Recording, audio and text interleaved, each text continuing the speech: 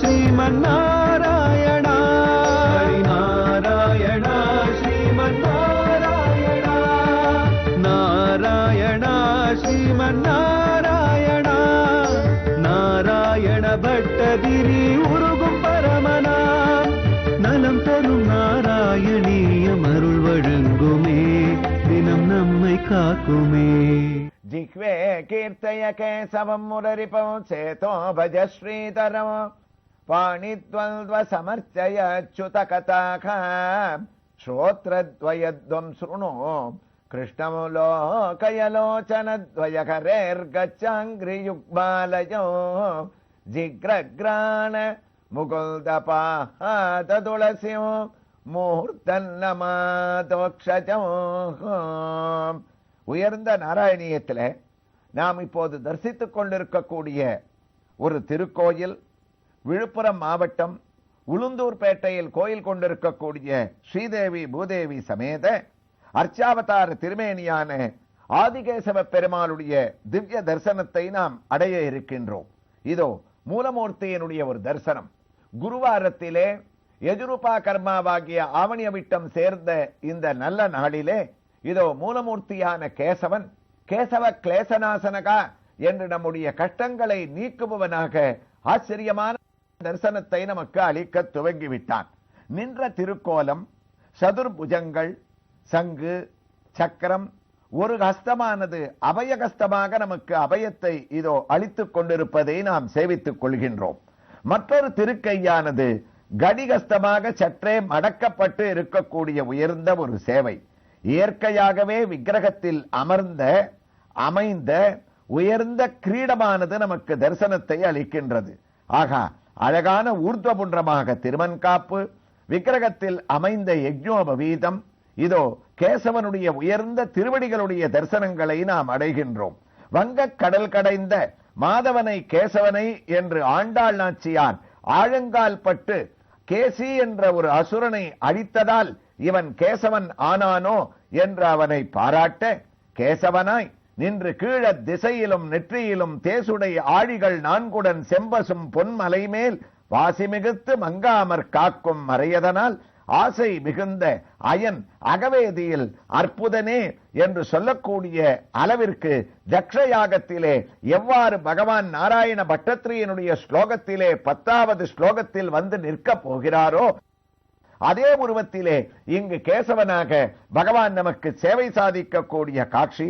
ஒருபுறம் ஸ்ரீதேவி நாச்சியார் சிகப்பு வஸ்திரத்துடன் நின்ற திருக்கோலத்திலே கருணையான திருமுகத்துடன் தன்னுடைய இடது திருக்கையிலே தாமரை பூவை தான் தாங்கிக் கொண்டு காட்சியை அளிக்கின்றார். மற்றொரு புறத்திலே பூதேவி நாச்சியார் ஆனவள் பச்சை வஸ்திரத்தை தான் தாங்கிக் கொண்டு வலது கையிலே தாமரை பூவை தான் தாங்கிக் கொண்டு உயர்ந்த ஒரு திவ்ய தரிசனத்தை நமக்கு அளிக்க, ஸ்ரீதேவி பூதேவியோடு ஆதிகேசவனுடைய மூலமூர்த்தியினுடைய தரிசனத்தோடு இதோ 16வது தசகத்தின் 9வது ஸ்லோகத்திற்கு நாம் திரும்பிவிட்டோம். தக்ஷ பிரஜாபதியினுடைய சரித்திரத்தை பட்டத்ரி தக்ஷஸ்துதாதுரத்தில் அலனயாரஜோந்தோம் நாத்யாத்ருதத்வயச கஷ்டமசந்திராசேத். குருவாயூரப்பா, தக்ஷனுக்கும் பரமேஸ்வரனுக்கும் ஒரு பெரிய விரோதம் ஏற்படுவதற்கு எதெல்லாம் காரணமா இருந்தது? ஒரு முதல் காரணம், கல்யாணம் நடந்துருக்கிற சமயத்திலேயே தக்ஷன் சரியாக அவன் முறை தவறி நடந்து கொண்டதால் எல்லாரையும் அவன் அதிகாரம் பண்ண ஆரம்பிச்சதுனால தாக்ஷாயினியோட பகவான் பரமேஸ்வரன் மறைஞ்சு கைலாசத்துல அவளை விவாகம் பண்ணிவிட்டார். நம்முடைய ஒரு அனுமதி இல்லாமல் நாம கன்னிகாதானம் பண்ணி கொடுக்காம இப்படி சிவன் பண்ணிட்டாரேன்னு அவர் பேர்ல முதல் விரோதம். இரண்டாவது, லாலனயாரஜோந்தோம், பிரம்மா கொடுத்த கர்வம். சிவனிடத்துல சண்டை போடணும்ன்றதுக்காக இந்த தக்ஷன் என்ன பண்ணான், ஒண்ணு பெண்ணான தாக்ஷாயினியை பார்த்துட்டு வருவோம் அப்படின்னு கைலாசத்துக்கு கிளம்பி போனா கல்யாணம் முடிஞ்ச ஒரு 15 நாள் கழிச்சு அன்னைக்கு சாயங்கால நேரத்துல கைலாசத்தை இந்த தக்ஷன் அடைஞ்சானா. அப்ப பிரதோஷ வேலை. பிரதோஷ வேலையில பரமேஸ்வரன் தான் தனக்கே உண்டான நடராஜ பெருமாளாக நாட்டியத்தை பண்ணிட்டு இருப்பார் அந்த சந்தியா கால வேலையில. நாம கூட பிரதோஷத்துல அவனுடைய சிந்தனையை எல்லாரும் பிரதோஷ பூஜையாக பல பேர் பண்றது வழக்கம். அப்ப அந்த சந்தர்ப்பத்துல நந்திகேஸ்வரன் வெளியில இருந்து இருக்கார். தக்ஷ பிரஜாபதி உள்ள போய் நேர கைலாசத்துல சிவபெருமான பார்க்கணும்னா நீ யாரா இருந்தாலும் பார்க்க முடியாதுன்னு, என்ன தடுக்கிறதுக்கு உனக்கு அதிகாரம் இல்லை, அவருடைய மாமனார்னா எனக்கு உங்களுக்குனா பரமசிவன் ஈஸ்வரனா இருக்கலாம், என்ன பொறுத்த வரைக்கும் என்னுடைய பிள்ளைக்கு சமானமான மாப்பிள்ளை அவர், அதனால உன்னுடைய அனுமதி தேவையில்லைன்னும் போது தங்க பெரும்பால தள்ளி விட்டார் நந்திகேஸ்வரன் தட்சனை. நீ யாரு மாப்பிள்ளை மாமனான்ற உறவெல்லாம் சொல்லி நீங்க வரக்கூடாது, உறவுக்கு அப்பாற்பட்ட இடம் இது, முதல்ல நீ கிளம்பறையா உன்னை தூக்கி வெளியில போடட்டுமான்னு கேட்ட உடனே கோபத்தோட நாம் கைலாசத்திற்கு போன சமயத்துல நம்மள உள்ள விடலேன்னு இரண்டாவதாக இந்த காரணம் தட்சனுக்கு சிவபெருமான் மேல ஒரு விரோதத்தை வளர்த்துதான். அந்த ஒரு சந்தர்ப்பத்தில் மரீச்சி என்பவர் ஒரு மகரிஷி, அவர் ஒரு யாகத்தை பண்ணார். அதாவது இந்த காரணங்கள் எல்லாம் தட்சனுக்கு பரமேஸ்வரன் மாப்பிளையாக இருந்தாலும் தன்னுடைய பொண்ணையே கல்யாணம் பண்ணி கொடுத்திருந்தாலும் மும்மூர்த்திகள் அவர் ஒருவராக இருந்தாலும் அவரை பொறுத்த வரைக்கும் இவன் பிரஜாபதிகள்ல ஒத்தரா இருந்தாலும் ஒத்தருக்கொத்தர் இப்படி ஒரு விரோதம். ஒத்தருக்கொத்தர்னா சிவபெருமான் தட்சன் பேர்ல விரோதத்தை காமிக்கவே இல்லை, இவன் தான் அவர் பேர்ல விரோதத்தை காமிச்சான். அதுக்கு மூன்றாவது காரணம் மரீச்சின்றவர் ஒரு யாகம் பண்ணாராம். அந்த யாகம் நடந்து இருக்கக்கூடிய சமயத்துல யாகத்துக்கு தேவதைகள் எல்லாம் வந்துட்டான். அப்ப அத்தனை பேரும் தேவதைகள்னா யாரு, பிரம்மா சிவன் உள்பட எல்லாரும் வந்து உட்கார்ந்து இருக்கா. ஏனவுயருந்தசபவத்தனுமேவ சர்வமும் யஜ்ஞேச வைரபிசுனே ஸ்வசுதம் யமாசேதே. அந்த யாகத்துக்கு தக்ஷ பிரஜாபதி கால தாமதமா ரொம்ப லேட்டா வராராம். ஏன்னா அப்ப கால தாமதமா போனா தானே எல்லாரும் அங்க வந்திருப்பா. இவர் உள்ள நுழையச்சே அத்தனை பேரும் இவர் தேவகணங்களுக்கு தலைவர்னு எழுந்து நின்று கைய கூப்பி இவர் அப்புறம் எல்லாரையும் ஆசனத்துல உட்கார சொன்ன உடனே உட்காரணுமா. அப்படி ஒரு சில பேருக்கு அதுல ஒரு சந்தோஷம், அதனால இவர் காலதாமதமா போறார். எல்லாரும் எழுந்துண்டா தேவகணங்கள்லாம் எல்லாரும் தட்சனுக்கு கைய கூப்பினா அதிகாரத்தோட உட்கார சொன்னார். ரெண்டு பேர் எழுந்துக்கலையாமே குருவாயிரப்பா. யார் அந்த ரெண்டு பேரு? பிரம்மா ஒத்தர், பரமசிவன் ஒத்தர். பிரம்மா எழுந்துக்காதது தட்சனுக்கு கோபத்தை வரவழைக்கலையாம். காரணம் என்னன்னா பிரம்மா நம்ம அப்பா போனா போயிட்டு போறதுன்னு விட்டுட்டானா. நம்ம அப்பா புள்ள வராருன்னா அப்பா எழுந்துப்பாரா, அவர் எழுந்து காட்ட பரவாயில்ல. சிவனுக்கு என்னாச்சு, நம்ம மாப்பிள்ள நாம வரோம்னா எழுந்து மரியாதையை பண்ண வேண்டாமான்னு கோபத்தோட வேணும்னே பரமேஸ்வரன் பக்கத்துல போய் உட்கார்ந்தானா. நான் வரேன்னா நீ எழுந்துக்க வேண்டாமான்னு இவர் லட்சியமே பண்ணல. துஷ்டனோட நமக்கு என்ன பேச்சு, நம்ம வேலை யாகத்துக்கு வந்தோம், யாகத்துல அவிர்வாகத்தை வாங்கிட்டு கிளம்பலான்னு வாயை திறக்கவே இல்லை. அப்ப சிவனிந்தனை பண்ண ஆரம்பிச்சானா. இங்க இருக்கக்கூடிய ரிஷிகளே தேவகணங்களே, நான் இவர் என்னுடைய மாப்பிளை, என்னுடைய பொண்ணை என்னுடைய அனுமதி இல்லாம கல்யாணம் பண்ணின்றவர், அது மாத்திரம் இல்ல ஒரே பாம்ப மாலையா போட்டு இருக்கிறவர், ஸ்மசானத்துல நர்த்தனம் பண்ண கூடியவர், இவர்களுக்கெல்லாமா நீங்க அவிர்வாகத்தை கூட்டு கொடுக்கிறேன்னு சிவனிந்தனை பண்ண ஆரம்பிச்சார். பார்த்தார் சிவபெருமான் தன்னோட வந்திருக்கக்கூடிய நந்திகேஸ்வரர் எல்லாரையும் அழிச்சுண்டு யாகத்திலேருந்து அவிர்வாகத்தை வாங்கிட்டு அப்பவும் கோபிச்சுக்கல, நேர கைலாசத்துக்கு போயிட்டாராம். அப்போ அவர் அங்க கிளம்பி போன உடனே அந்த யாகத்துல தக்ஷ பிரஜாபதி அங்கேருந்து ஒரு உத்தரவு போட்டான். என்ன உத்தரவுன்னா, இனிமே யார் உலகத்துல மகரிஷிகளோ தேவர்களோ யார் எந்த யாகத்தை செய்தாலும் பரமசிவனுக்கு அதுல அவிர்வாகத்தை கொடுக்க கூடாது, அதுல அவருக்கு பங்கை அளிக்க கூடாது. இது என்னுடைய கடுமையான உத்தரவு.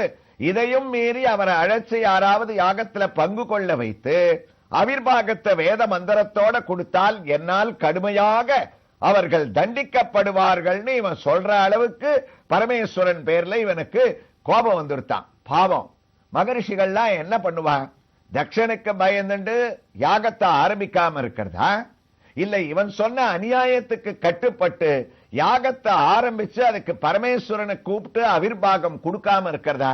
கொடுக்காம இருக்க முடியாதே. அந்தந்த யாகம்னு வரச்சே வேத மந்திரப்படி அந்தந்த அக்னியோ ருத்ரனோ இந்திரனோ அவர்களுக்கு அந்த ஆகுதியை சமர்ப்பணம் பண்ணியே ஆகணும். பரமேகாந்திகளா இருக்கவா கூட வேத மந்திரத்தை மாத்த மாட்டாளே, அதனுடைய பாவத்தவனா மாத்துவா. ருத்ரனுக்கோ இந்திரனுக்கோ அக்னிக்கோ அந்த அவிர்வாகத்தை கொடுக்கச்சே அவ அத்தனை பேருமே விராட் ஸ்வரூபமான மகாவிஷ்ணுவனுடைய சரீரத்துக்குள்ள அந்தந்த தேகத்துல அடங்கி இருக்கான்னு மகாவிஷ்ணுவ தியானம் பண்ணிட்டு அக்னயே ஸ்வாகாம் இந்திராய ஸ்வாகாம் ருத்ராய ஸ்வாகாம் அப்படின்னு அந்த மந்திரத்தை விட முடியாது. பாவமுனா மகாவிஷ்ணுவிடத்துல இருக்கலாம். அதனால மகரிஷிகள் எப்படி சிவனை விட்டுட்டு மந்திரத்தை சொல்லி அந்த அவிச கொடுக்காம இருக்க முடியும்? இவர்களுக்கு தர்ம சங்கடம். நாம யாகத்தை சிவனை அழிச்சுட்டு வந்து பண்ணால் தக்ஷன் வந்து நம்ம தலையை வெட்டிடுவான். இவன் சொன்னானேன்றதுக்காக பரமேஸ்வரனை அழைக்காம பண்ணால் நாம பண்ற யாகம் யாகமாகவே இருக்காது. அதனால குருவாயூரப்பா என்ன முடிவை எடுத்துட்டா, பயங்கரமான ஒரு முடிவு. இந்த பிரச்சனை மாமனாருக்கும் மாப்பிளைக்கும் தீர்ற வரைக்கும் நாம உலகத்துல யாகமே பண்ண வேண்டாம்னு மகரிஷிகள்லாம் தீர்மானம் பண்ணிட்டாளாம். யாகமே இல்லாத போயிடுத்து. யாகம் இல்லாம போயிட்டதுனால தர்மம் அழிய ஆரம்பிச்சது. அப்ப தக்ஷன் இதை கேள்விப்பட்டான்.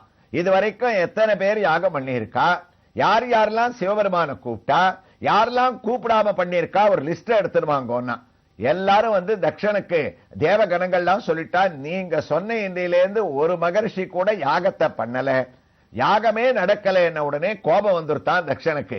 இவர்கள்லாம் யாகத்தை ஆரம்பிச்சு சிவபெருமான கூப்பிடாம இருக்காளான்னு நாம ஏன் பார்க்கணும்?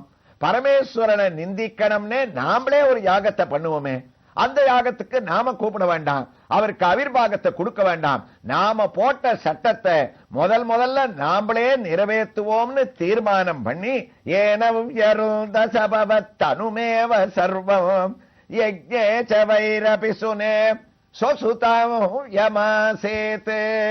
பாகவதம் சொல்லித்து பிரகஸ்பதி சமம் நாம சமாராபே கிருதோத்தமோ. பிரகஸ்பதி சமம்னு அந்த யாகத்துக்கு பேரை வச்சானா. யாகத்தோட கொள்கையே என்னன்னா பரமேஸ்வரனை நிந்திக்கணும், அவரை கூப்பிடக்கூடாதுன்னு. அதனால உலகத்துல இருக்கிற மகர்ஷிகள், தேவ கன்னிகைகள், தேவ கணங்கள் எல்லாரையும் தக்ஷன் நேர போய் கூப்பிட்டு வந்தானா. இந்த யாகத்துக்கு கண்டிப்பா வரணும், ஒருத்தர் வரலைன்னாலும் நான் அங்க வந்து தொலைச்சிடுவேன் ஜாகிரதைன்னு மிரட்டி கூப்பிட்டுட்டு வந்தான்.